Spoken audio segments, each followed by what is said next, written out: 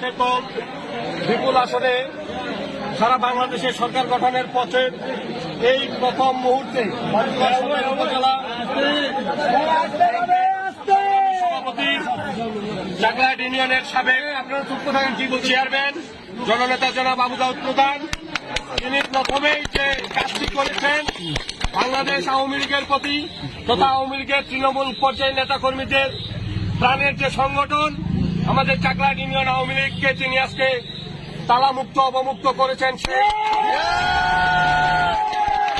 যারা এই দেশটাকে পাকিস্তান বানাতে চেয়েছিল, যারা বাংলাদেশের স্বাধীনতার পক্ষের প্রতিটি দলকে নিশ্চিহ্ন করার চিন্তা ভাবনা করে বাড়িতে অফিসে হামলা করে বন্ধ করে রেখেছিল, সেই অফিস আজকে প্রথমেই তিনি চাকলাহাট ইউনিয়ন আওয়ামী লীগ অফিস অবমুক্ত করলেন। আমরা চাকলাহাট ইউনিয়ন আওয়ামী লীগ সহ সকল অঙ্গ সহযোগী সংগঠনের পক্ষ থেকে দিনের কাছে আমরা কৃতজ্ঞতা প্রকাশ করছি।